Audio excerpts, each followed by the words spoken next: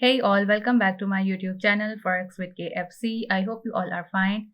So आज मैं आपके साथ again XAU USD which means के गोल्ड के वीकली एनालिसिस शेयर कर रही हूँ। यहाँ पर मैंने इसका 4 आवर चार्ट ओपन किया हुआ है।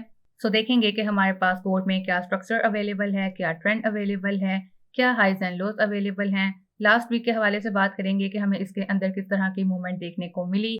नेक्स्ट वीक के लिए हमारे पास इसके अंदर क्या हाइज एंड लोज अवेलेबल हैं और क्या resistance and support areas available हैं और क्या क्या पॉसिबिलिटीज हो सकती हैं। डेटास एंड न्यूज़ के हवाले से बात करेंगे, उनके इम्पैक्ट के हवाले से बात करेंगे कि क्या इम्पैक्ट हमें देखने को मिल सकता है। तो without any further delay let's start it. सबसे पहले मैं आपके साथ एंट्री के हवाले से बात कर लेती हूँ। अगर एंट्री के हवाले से बात करें तो लास्ट वीक में मैंने आपके साथ 2 एंट्री शेयर की थी। फर्स्ट एंट्री हमारी स्काल्प एंट्री थी एंड सेकेंड एंट्री हमारी इंट्राडे एंट्री थी।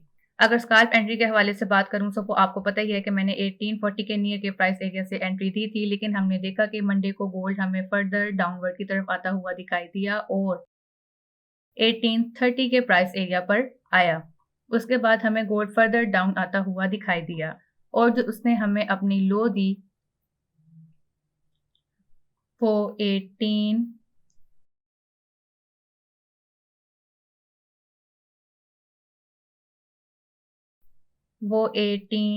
16 टू 17 के प्राइस एरिया की थी। सो ये हमारी ओवरऑल 2 एंट्रीज थी। फर्स्ट एंट्री इस प्राइस एरिया की थी, लेकिन हमें गोल्ड इस प्राइस एरिया पर आते हुए दिखाई दिया और जो इंट्राडे एंट्री थी अब हम उसके हवाले से बात करेंगे और इसके अंदर फर्दर इंपॉर्टेंट एरियाज के हवाले से बात करेंगे।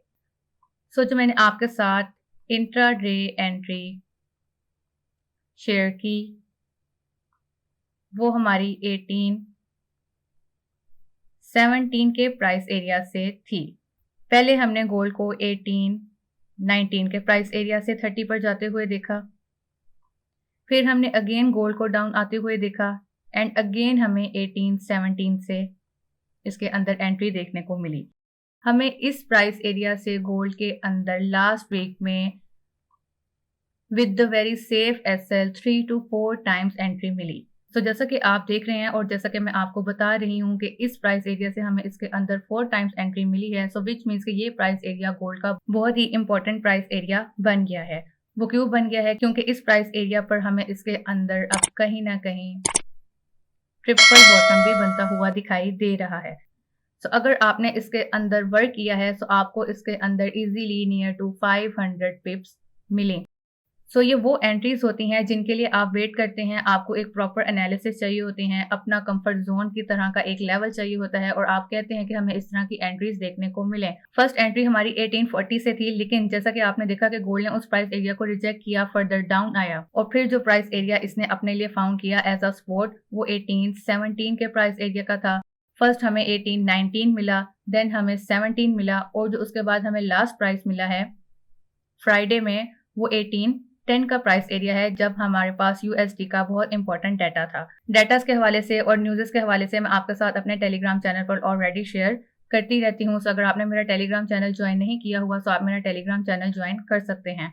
सो आपके साथ ये लेवल और ये प्राइस एरिया शेयर करने का मकसद अभी यही था कि अब हमारे पास जो इसका सपोर्ट एरिया होगा वो विदाउट एनी डाउट ये वाला प्राइस एरिया होगा, जिस पर इसने हमें ट्रिपल बॉटम भी दी है और हमें अपवर्ड की मूवमेंट भी दी है।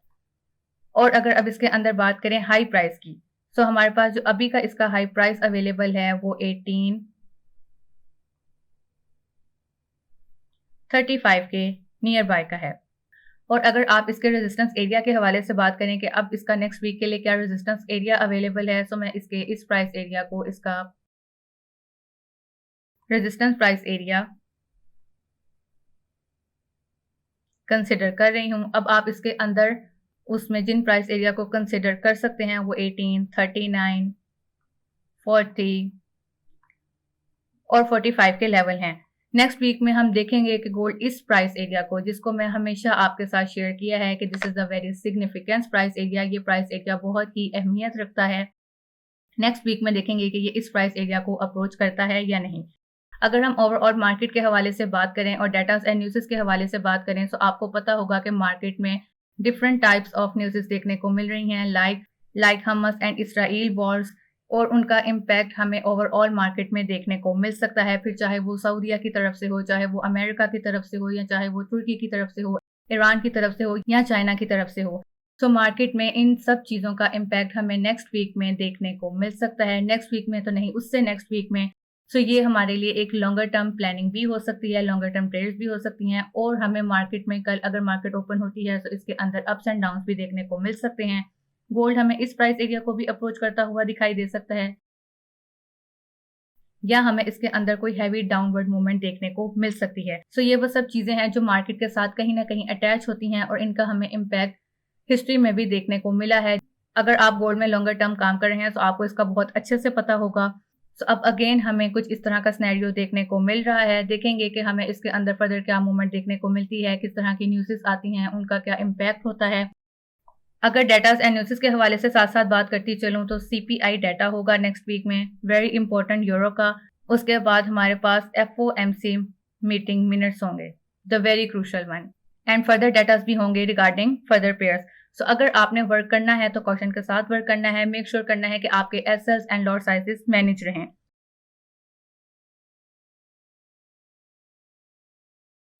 सो ये जो एंट्री मैंने आपके साथ 3 अक्टूबर से शेयर की हुई है, जो कि ऑलरेडी 130 पिप्स के प्रॉफिट में रन कर रही है, आप चाहें तो इसका ब्रेक इवन कर सकते हैं, फुल प्रॉफिट ले सकते हैं, सम प्रॉफिट ले सकते हैं, जिसको मैं ऑलरेडी अपने टेलीग्राम चैनल पर शेयर भी कर चुकी हूँ। तो it's all up to you कि आपने इसके प्रॉफिट के साथ क्या करना है, टेक प्रॉफिट करना है, ब्रेक इवन यूज करना है, फुल प्रॉफिट लेना है, बुक सम प्रॉफिट करना है, रेस्ट को अगर आपने टीपी के लिए वेट करना है। तो ये सब चीजें मैं हमेशा से कहा है कि ये सब आपके ऊपर होती हैं, it's all up to you. Movements के हवाले से मैंने आपको बता दिया है कि नेक्स्ट वीक में किस किस तरह की मूवमेंट हमें देखने को मिल सकती है, अपवर्ड की किस तरह मिल सकती है, डाउनवर्ड की किस तरह मिल सकती है।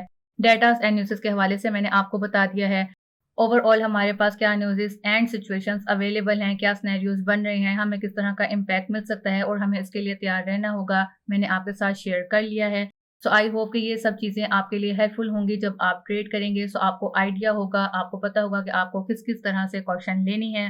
रेजिस्टेंस एंड सपोर्ट एरिया, सो मैंने आपके साथ रेजिस्टेंस एरिया, इस प्राइस एरिया का, एंड सपोर्ट एरिया भी शेयर कर लिया है। अब अगर फर्दर मैं आपके साथ 100 SMA मूविंग एवरेज प्राइस की बात करूं, सो 100 SMA मूविंग एवरेज के प्राइस 4 आवर चार्ट के जो हमारे पास अवेलेबल हैं वो कुछ इस प्राइस एरिया के अवेलेबल हैं, जो कि 1884 के हैं। सो नेक्स्ट वीक में कहीं ना कहीं ये पॉसिबिलिटी हो सकती है कि गोल्ड हमें अब जाता हुआ दिखाई दे, और हमारे पास कुछ ये वाला प्राइस एरिया देखने को मिले और ये वाला प्राइस एरिया देखने को मिले। फिर वो चाहे न्यूज़ की वजह से हो, और जो वर्ल्ड वाइड हालात अभी चल रहे हैं, सो उनका इम्पैक्ट भी आप कह सकते हैं देखने को मिल सकता है। सो उस सूरत में भी हमें कुछ इस प्राइस एरिया पर जाता हुआ दिखाई दे सकता है। या जो एक पॉसिबिलिटी हो सकती है कि गोल्ड हमें खुलते साथ ही डाउनवर्ड की मूवमेंट दे दे, अगर खुलते साथ नहीं तो हो सकता है एफओएमसी के दिन दे दे।